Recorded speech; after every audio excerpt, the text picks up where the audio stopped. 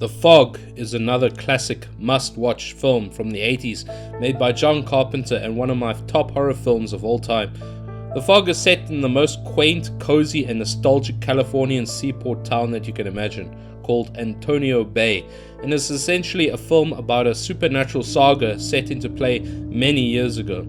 The Fog, or more importantly, what is in the fog, has come to collect revenge from the citizens of the seaport town. At first, who is really shocked to see fog in a seaport town after all? But when weird paranormal occurrences happen and bodies start piling up and the fog shows uncharacteristic behavior, the realization set in and survival becomes key. But can one escape the fate of a supernatural lust for retribution?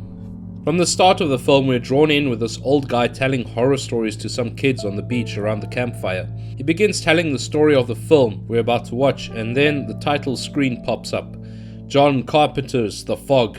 Now, if you're a connoisseur of horror, anytime something is prefixed by John Carpenter's, you know you're in for some quality kino. It could be John Carpenter's Dirty Socks set to an 80s synth track and it will probably wipe the floor with any horror produced today. From then on, we see our characters. There isn't really one lead protagonist dominating the narrative, but various interconnecting characters who all have to face off against the horror at some point.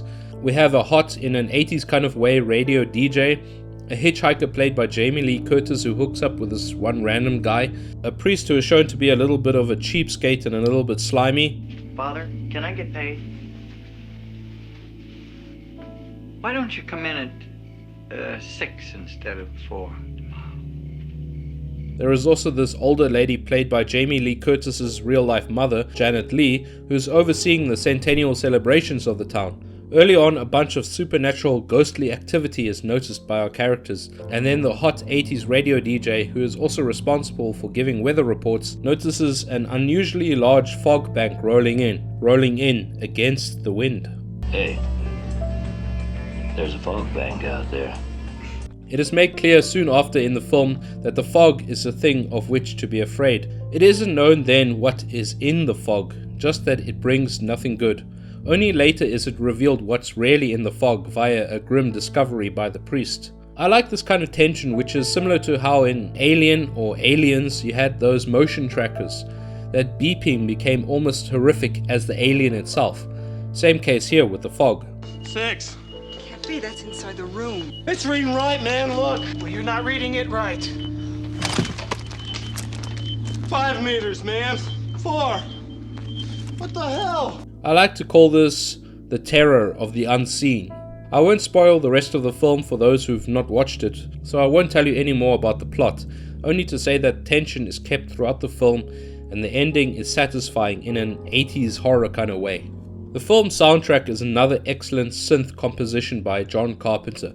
I mean, at this point, he is as much known for his synth music as he is for his films. The music from Halloween, Escape from New York, The Thing, though of course the latter did have input from Ennio Morricone. The effects in this film are once again practical. The fog is easily done with dry ice and a few well-placed fans, I'd presume. The effects of the things in the fog, I won't say what they are simplistic yet fitting well with the film. Nothing as complex as the effects work done in The Thing, also by John Carpenter, though Rob Bottin, the guy who did do the effects for The Thing, plays a role as one of the, let's just say, antagonistic elements in the fog. There are a couple nods to old fiction in this film as well.